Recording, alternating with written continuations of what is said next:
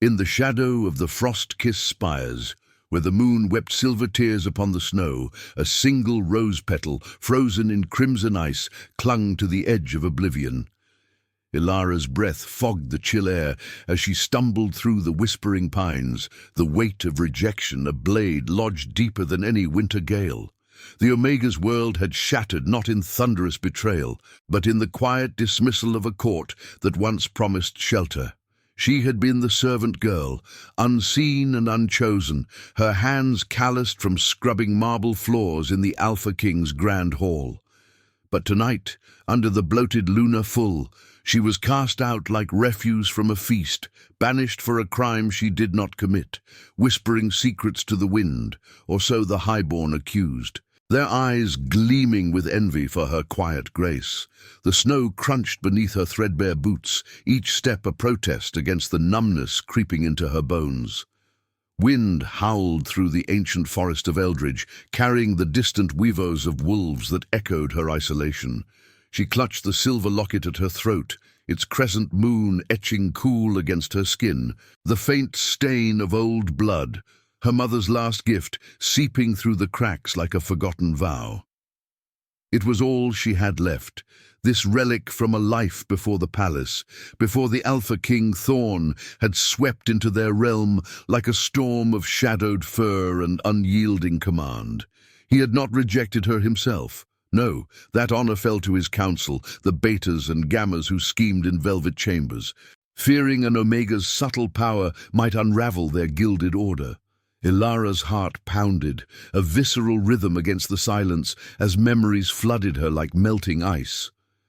She had served in the shadows of the Great Hall, where princesses from allied packs lined up like jewels on a chain, each vying for Thorn's mark, golden-haired daughters of warlords, silken-furred nobles, with eyes like polished amber. They paraded before him, their scents perfumed with ambition. Ilara had watched from the corners, polishing silver until her fingers bled, wondering what fire burned in a king who turned from such splendor. Whispers said he was broken, haunted by a war long past, where blood had painted his pores and guilt etched lines into his noble brow. But she had never dared approach, her own spirit too fragile, an Omega born not for thrones, but for quiet endurance. Now exile clawed at her. The council's verdict had come at dusk, as torches flickered in the throne room, casting long shadows that danced like accusing spectres. "You carry the scent of treason," the head beta had snarled, his voice a whip-crack. "Begone, or face the pyre." No trial, no plea, only the shove of guards into the gathering storm. She had run, the locket bouncing against her chest, its bloodstain a warm pulse amid the cold. The forest swallowed her whole, branches snagging her woolen cloak like desperate fingers, the air thick with the metallic tang of impending snow. She collapsed against a gnarled oak, its bark rough as old scars, and let the tears come, hot trails freezing on her cheeks.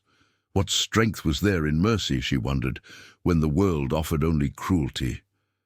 The moon hung low, a watchful eye in the indigo sky, bathing the glade in ethereal light. Weavos rose again, closer now, not the wild pack's cry, but something deeper laced with pain. Ilara's senses sharpened, her Omega instincts stirring like embers in ash. She smelled it then, blood, fresh and coppery, mingling with the pine and frost. From the underbrush emerged a figure, staggering like a felled titan. He was massive, even on his knees, his dark fur matted with crimson streaks, a gash across his broad chest glistening under the lunar glow. Thorn, the Alpha King himself, his golden eyes dimmed by agony, yet fierce with the unbowed will of his line. He had fled his own court, it seemed, pursued by shadows of betrayal. His breath rasped, visible puffs in the frigid night, and as his gaze locked on hers, the world tilted.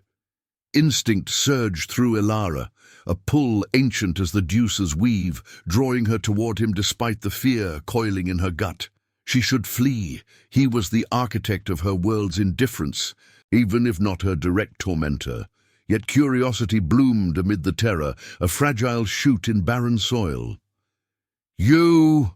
he growled, voice gravel and thunder collapsing forward into the snow. His hand reached out, not in command, but in desperate need, brushing the locket at her neck as if recognizing its shadowed twin. The wind whipped fiercer, scattering snow like shattered glass, and Dilara knelt beside him, her hands trembling as they pressed against his wound. Blood welled warm between her fingers, soaking the silver chain, awakening something dormant within her. A whisper of destiny, or perhaps just the illusion born of isolation. The moon watched, unblinking, as the servant girl and the broken king shared breath in the frozen wilds, their fates entwining like roots beneath the ice. In that moment, amid the howl and the hush, Ilara felt the first crack in her exile's armor, not redemption, but the raw ache of possibility. The rose petal at the glade's edge gleamed, its frozen heart pulsing faintly, as if the night itself held its breath for what choices lay ahead. Ilara's fingers, slick with the king's blood, trembled as she tore a strip from her cloak, binding the gash across Thorn's chest with a haste born of survival's edge. The metallic tang filled her nostrils, sharp against the crisp bite of pine and frost, while his ragged breaths synced with the wind's mournful sigh through the trees. He was heavier than stone, this Alpha King, his frame a fortress of muscle and shadow slumped against the oak. Yet in his vulnerability he seemed almost human, stripped of the throne's armor, laid bare by the moon's indifferent gaze. She dragged him deeper into the glade, away from the path where pursuit might tread, her arms burning with the effort. Snowflakes danced like spectral witnesses, settling on his furred brow and her lashes, blurring the line between exile and savior. The silver locket swung free now, its chain unclasped in the struggle, the bloodstain within blooming darker, as if feeding on the crimson spilling from him. It was no mere trinket. In the palace kitchens, she'd heard tales of such relics, blessed by the Deucer, carrying echoes of the wearer's soul. Her mother's blood dried to a whisper now mingled with thorns, a forbidden communion that sent a shiver through her veins, not entirely from the cold. "Why, you," Thorn murmured, his golden eyes flickering open, clouded with pain but piercing hers with an intensity that rooted her in place. His voice was a low rumble, laced with the gravel of command, long unused, yet there was no order in it, only bewilderment, as if the forest had conjured her from his fevered dreams. Ilara met his stare, her heart a wild drum against her ribs, curiosity warring with the instinct to flee. He was the king who had overlooked her, who had let his court discard her like ash from a hearth. Yet here in the wilds, their scents intertwined, her subtle wildflower amid frost, his storm-tossed oak and iron, stirring something primal, a thread pulled taut by the Deucer's unseen hand. Before she could answer, a distant howl shattered the fragile peace. Not the wild wolves, but sharper, organized, the baying of hounds loosed by betrayal. Thorn's body tensed beneath her touch, his hand clamping over hers on the makeshift bandage, strong even in weakness. "They come," he growled, the words a warning etched in urgency. "The council see my own blood turned venom." His pursuers, she realized, the scheming baiters who had banished her, now hunting their king for secrets he refused to yield. In that shared peril, fear forged the first link, an enemy common as the snow that buried their tracks. Ilara hauled him toward a nearby cavern, its mouth yawning like a wound in the mountainside, veiled by icicles that gleamed like frozen fangs under the lunar light. The wind clawed at them, whipping her hair into a frenzy, carrying the acrid scent of torch smoke on the breeze. She could hear the footfalls now. Boots crunching snow, voices murmuring oaths of loyalty, twisted into ambition. Inside the cave, the air grew stiller, heavy with the mineral breath of stone, and she eased Thorn against a ledge, piling driftwood for a fire. Her hands, calloused from years of unseen labor, struck flint with desperate precision until flames licked the kindling, casting flickering shadows that danced like restless spirits. The warmth was a revelation, thawing the numbness in her limbs, but it illuminated the raw edges of their wounds. Thorn's chest rose and fell in shallow rhythm, the gash sealed by her efforts but weeping defiance. He watched her, silent at first, as she tended the blaze, the firelight gilding his features, high cheekbones scarred by old battles, eyes holding the melancholy of a ruler who had commanded armies yet failed to command trust. "You should have left me," he said finally. His tone not accusation but quiet confession, the fire's crackle underscoring the weight. An Omega alone in these woods, and now tethered to a hunted king. Ilara knelt closer, the heat blooming between them like a tentative promise, her fingers brushing the locket as she refastened it around her neck. The blood within pulsed warmer now, or so it seemed, sinking with the steady throb of his wound. "And die in the cold?" she replied, her voice soft but edged with the steel of her survival. "Or watch you bleed out, knowing I turned from mercy?" The words hung, philosophical embers in the dimness, challenging the isolation that had defined her. Empathy stirred unbidden, a recognition of shared exile, his throne as lonely as her servitude. She saw the guilt in his furrowed brow, the war that had carved him hollow, where he'd chosen duty over desire, passing princesses like fleeting storms. As the night deepened, the howls circled closer, then faded, thwarted by the storm's gathering fury. In the refuge's hush, conversation wove through the silence, fragments of his flight. Whispers of a traitor's blade in the council's heart, her banishment, the envy that painted her innocent as foe. Laughter didn't come, too raw for that, but understanding bloomed, fragile as the fire's glow. His hand found hers again, not in possession, but alliance, the touch sending sparks through her skin, awakening the Omega's buried fire. The locket warmed against her chest, its blood a bridge between their pains, symbol of wounds that might yet heal through choice. Outside, the moon climbed higher, silvering the cavern's mouth, while the frozen rose petal from the glade, carried by wind, lodged in a crevice nearby. Crimson heart unyielding, mirroring the bond taking root in the shadows. Thorn's eyes softened, tracing her face, and Ilara felt the pull deepen. Resisted yet undeniable, a redemption not sought but unfolding in the night's embrace. And now I invite you to leave a trace of your presence in the comments. Tell us where in the world you're watching from, and the exact hour you hear this story. We wish to know how far these northern confessions travel, and at what moments of the night they find you. The fire's embers pulsed like a captured heartbeat in the cavern's throat, casting elongated shadows that twisted across the stone walls like the regrets of forgotten gods.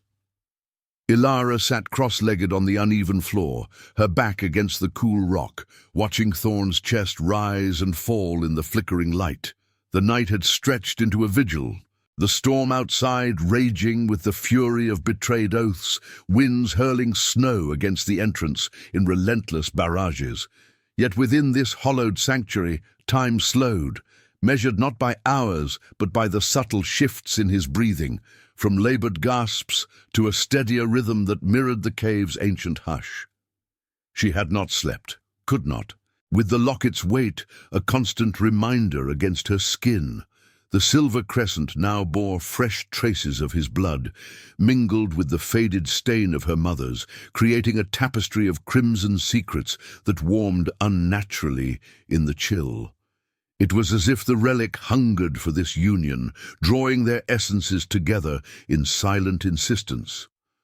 Ilara traced its edges with a fingertip, the metal humming faintly beneath her touch, evoking memories of her mother's tales by the hearth, stories of Omegas whose quiet strength unraveled the mightiest curses, not through force, but through the unyielding thread of compassion.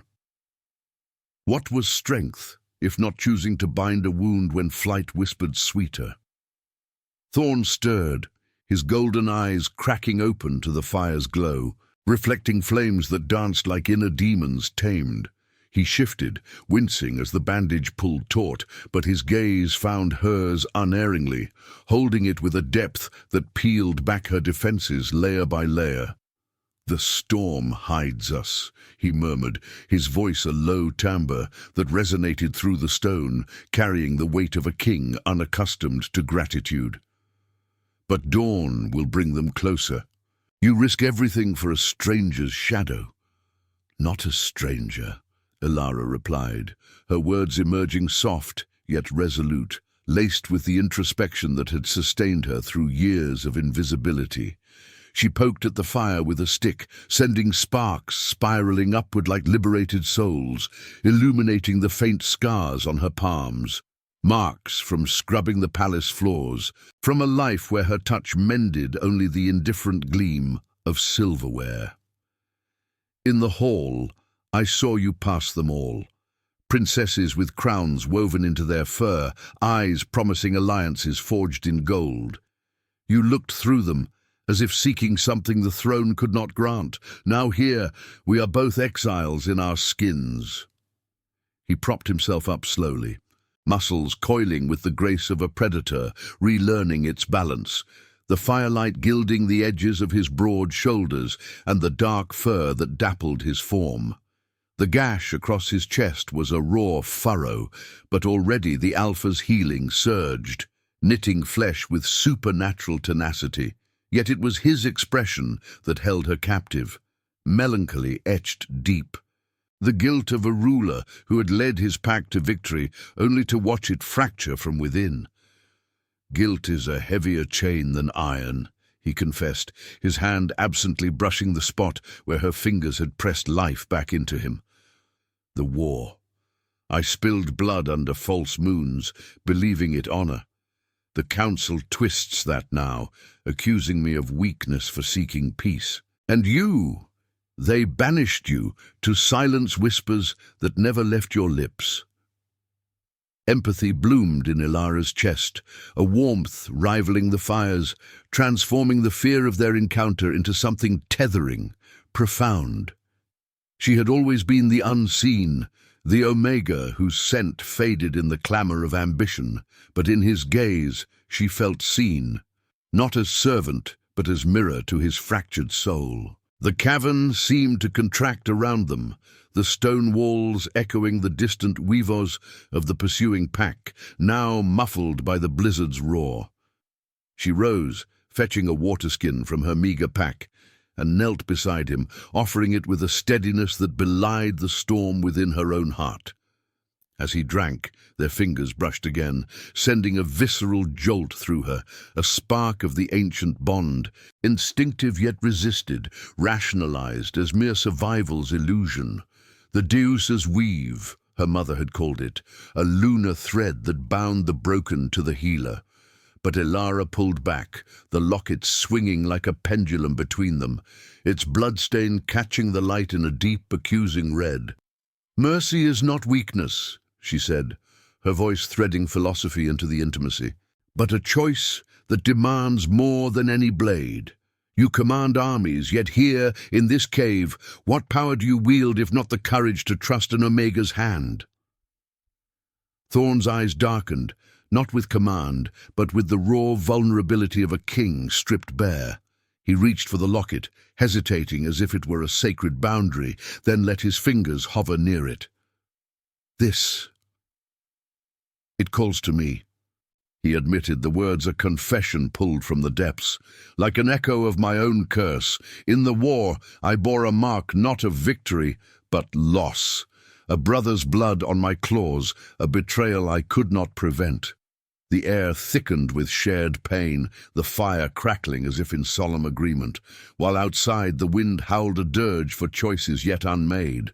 In that suspended moment, the bond deepened, empathy forging into something unbreakable, a refuge not just of stone and flame, but of souls entwined against the encroaching dawn. Elara felt it stir within her, a dormant power awakening like roots stirring beneath frost, the first whisper of her hidden gift, unseen but insistent as the locket pulsed against her skin. Thorn's hand closed gently over hers, not in possession, but alliance, his touch igniting a fire that promised redemption amid the gathering peril. Yet as the storm's fury peaked, a low growl echoed from the cavern's mouth, pursuers drawing near, their sense of iron and deceit piercing the veil.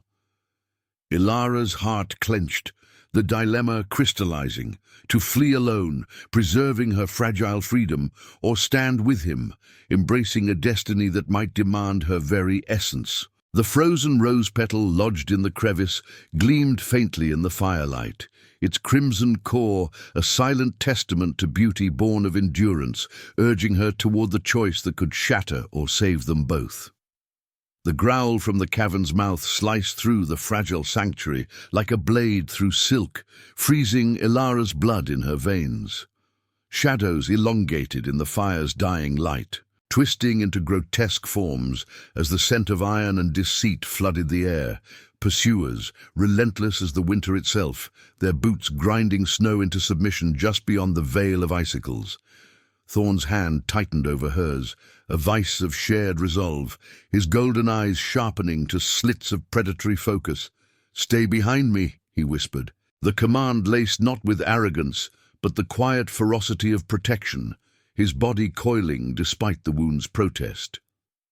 Ilara's heart thundered, a visceral drum echoing the storm's roar outside, but fear yielded to something deeper. An instinctual surge, like roots breaking through permafrost. She nodded, slipping the locket beneath her collar, its warmth now an insistent pulse against her skin, as if the mingled blood within stirred with urgent life. They rose together, the cave's stone floor cold beneath her bare feet, the air thick with the metallic tang of anticipation. Thorn positioned himself at the entrance, his broad frame blocking the narrow gap, muscles rippling under furred skin, scarred by battles long etched in legend. The fire spat embers behind them, casting his silhouette in flickering gold, a king reborn in defiance. The first assailant breached the veil, a beta scout, eyes gleaming with the council's venom, his blade drawn and glinting under the moon's intruding sliver. "Traitor king," he snarled, lunging with the precision of a trained killer.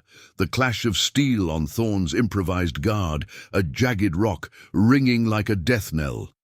Ilara pressed against the wall, her breath shallow, watching as Thorn parried, his movements a dance of raw power tempered by injury. Blood sprayed anew from his side, warm droplets arcing through the air to splatter the snow-dusted stone, mingling with the frost in crimson blooms. But as the fight spilled into the cavern's throat, chaos erupted, more shadows pouring in, their howls a cacophony that drowned the wind. Thorn fought like a tempest, claws raking flesh, his growls primal thunder that shook loose pebbles from the ceiling. Yet numbers pressed him back, a gamma's dagger slicing his arm, drawing a hiss of pain that twisted Ilara's gut like a knife. She could not stand idle. The locket burned now, a searing brand against her chest, awakening a dormant fire within her core. What was this? Not fear, but a revelation uncoiling, her omega essence unfurling like petals under lunar dew. Instinct guided her forward, past the fray's edge, her hands outstretched toward Thorn. The world narrowed to the rhythm of blood and breath, the coppery scent overwhelming, the wet sounds of combat visceral against the stone. As a beta lunged for the king's flank, Ilara's vision blurred, the locket's chain glowing faintly, its bloodstain pulsing in sync with her heartbeat. A whisper escaped her lips, unbidden, ancient words from her mother's fireside lore. "By the Deucer's vein, bind and reveal." Power surged through her, not brute force, but a luminous thread, weaving from her fingertips like silver mist under the moon. The mist enveloped Thorn, seeping into his wounds with ethereal grace, staunching the flow of blood as if the very night conspired to heal him. The betas recoiled, their eyes widening in superstitious dread, murmuring of witchcraft and lunar curses. Thorn staggered, then straightened, the gash across his chest knitting before their eyes, flesh mending with a soft, otherworldly hum, the pain ebbing from his features like shadows fleeing dawn. He turned to her, golden eyes alight with awe, the realization dawning like the moon cresting a peak. She was no mere servant, no forgotten Omega, but the key to his unraveling fate, the Pathfinder, bearer of the hidden gift that could redeem a king's guilt-laden soul. "You!" he breathed, the word a revelation amid the melee, his voice threading wonder through the chaos. The mist lingered, a protective shroud that repelled the assailants, forcing them back into the storm's maw with cries of retreat. Elara stood transfixed, the power receding like a tide, leaving her trembling, the locket cooling but forever changed, its blood now a conduit, linking their essences in unbreakable lunar weave. She had always felt it, this latent spark, buried under servitude's weight, but here, in the cavern's blood-slicked heart, it manifested, the ability to mend not just flesh but the fractures of destiny, to guide the lost through shadows of betrayal. Thorn sheathed his claws, stepping close, his hand cupping her face with a tenderness that belied his warrior's form. The fire behind them crackled softly, illuminating the scars on his palms, mirrors to her own, and the melancholy in his gaze softened to something profound, a recognition of the Deus's design. The prophecies spoke of an Omega whose touch would unmake curses, he murmured, his thumb tracing her cheek, warm against the chill. "I passed the princesses, seeking not alliance but absolution, and you, Elara, the servant who sees through the crown's veil, are the revelation I never dared claim." Outside, the storm howled its approval, snow whipping in frenzied veils, while the frozen rose petal in the crevice caught a stray beam of moonlight, its crimson core pulsing like a second heart. Ilara's breath steadied, the weight of her gift settling like a mantle, empowering yet burdensome, a call to heal what the world had broken. Yet doubt lingered in her eyes, the power's emergence a double-edged blade. To embrace it meant binding her fate to his, risking the freedom exile had promised. Thorn's touch grounded her, his scent of oak and iron, an anchor amid the visceral echo of blood and fire.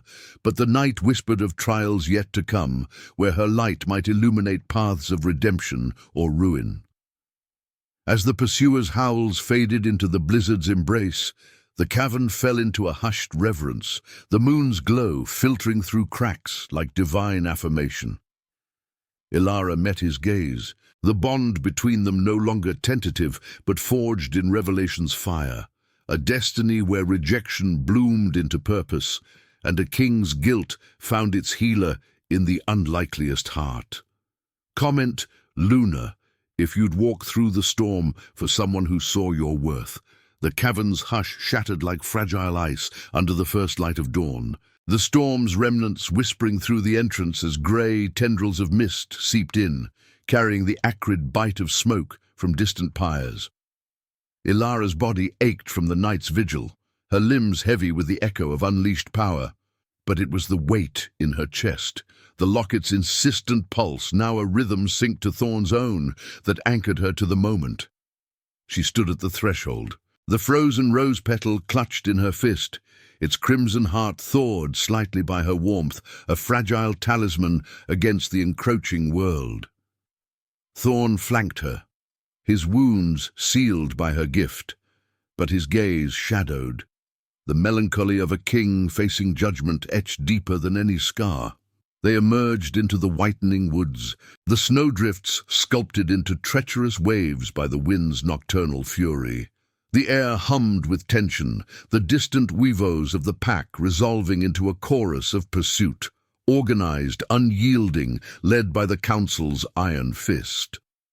Thorn's hand brushed hers, a fleeting anchor, his scent of oak and iron grounding her amid the vertigo of revelation.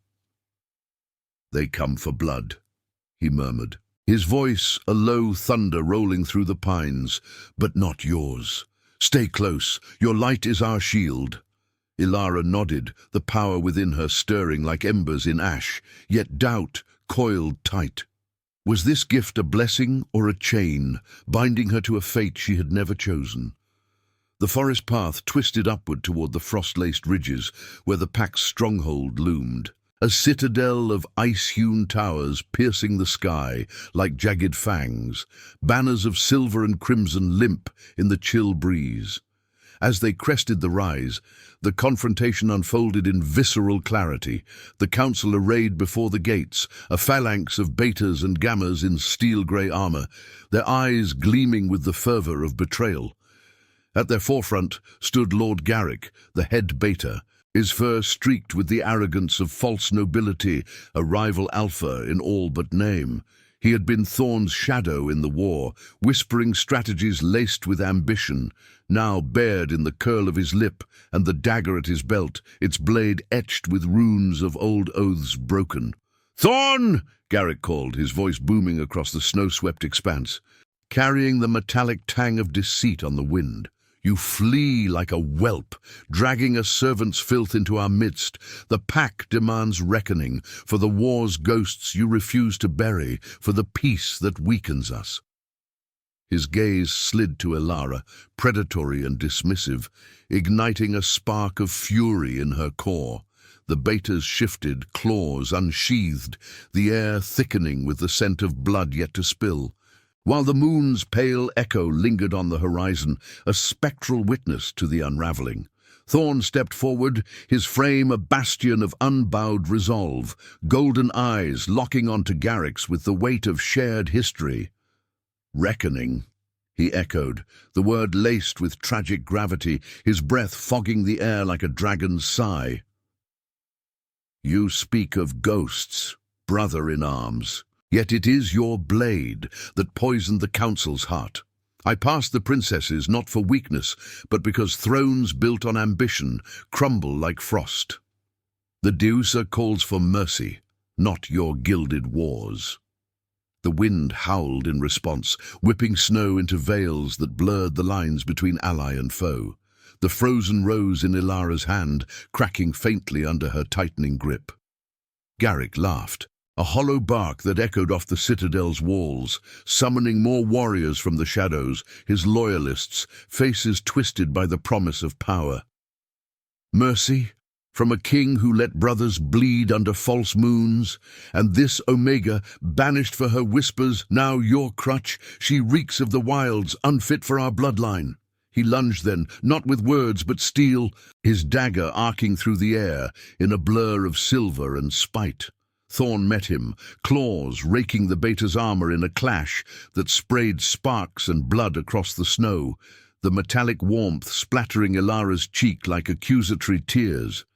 The battle erupted in sensory chaos, the crunch of boots on ice, the wet rip of flesh, Weavos rising in a primal symphony that drowned the wind.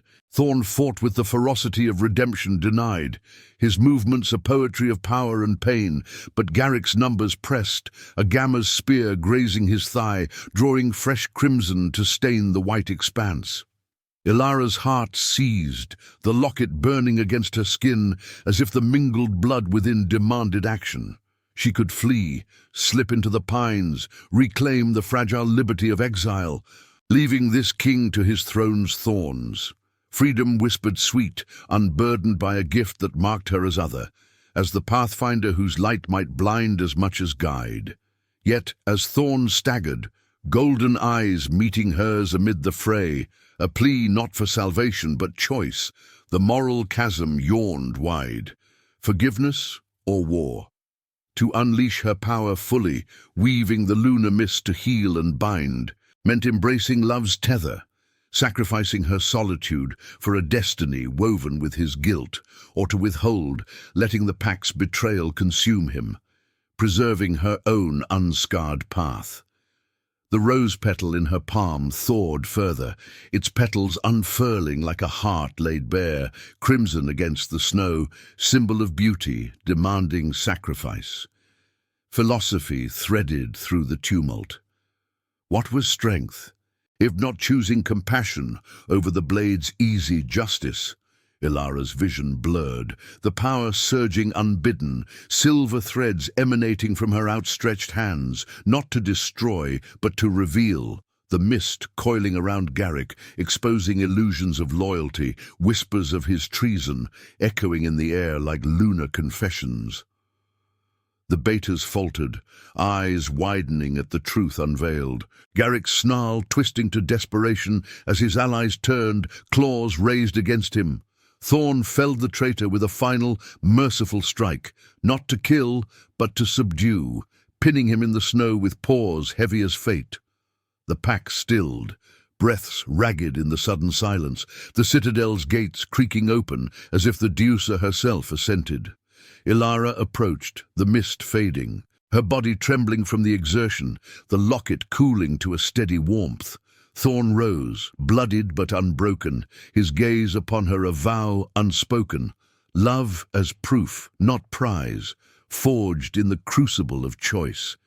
Yet as Garrick glared up from the crimson snow, his defiance unbroken, Ilara felt the dilemma's spiritual bite. Forgiveness might heal the pack, but at what cost to her freedom? The wind carried a lone weevo, distant and mournful, while the rose petal slipped from her fingers, embedding in the frost, a frozen emblem of paths diverging, where redemption demanded one final, heart-wrenching leap.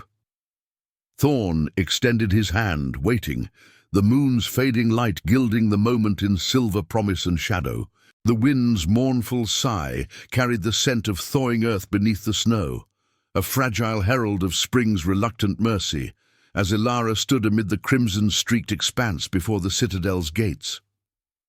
The pack encircled them in a tense hush, breaths visible in the dawn's pale light, their eyes shifting from the subdued Garrick, pinned in the frost, his defiance a fading snarl, to the Omega, whose silver mist had unraveled their illusions.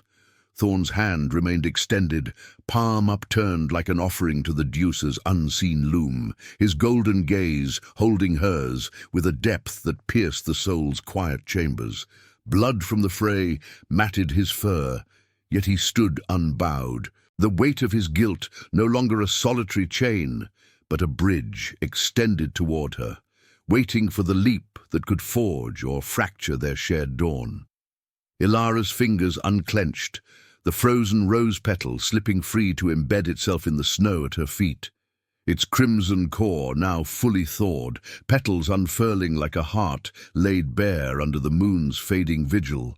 The locket at her throat pulsed warmly, the mingled blood within, a tapestry of her mother's legacy and Thorn's fresh wounds, vibrating with the insistent rhythm of destiny's call. She felt it all.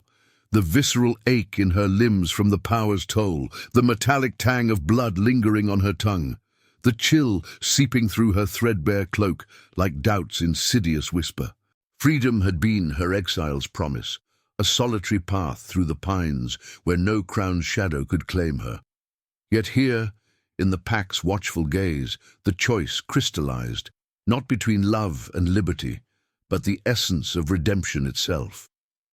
To walk away would preserve her unscarred spirit, leaving this king to rebuild his fractured realm alone, his melancholy an eternal frost. To step forward meant sacrifice, binding her gift to his throne, healing the pack's wounds through union, but surrendering the quiet anonymity that had shielded her heart.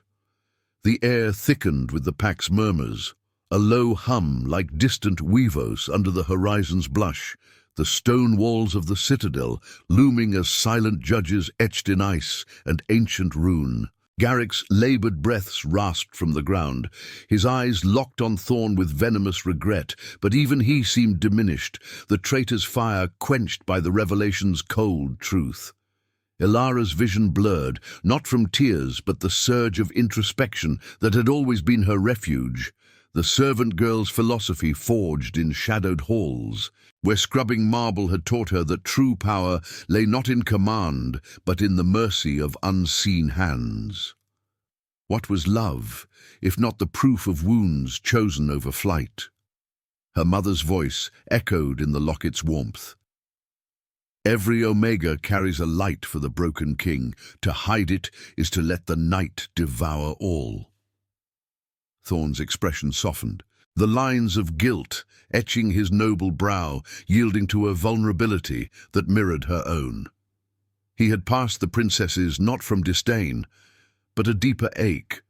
The war's ghosts clinging to his claws, the blood of brothers spilled under moons that lied about honor.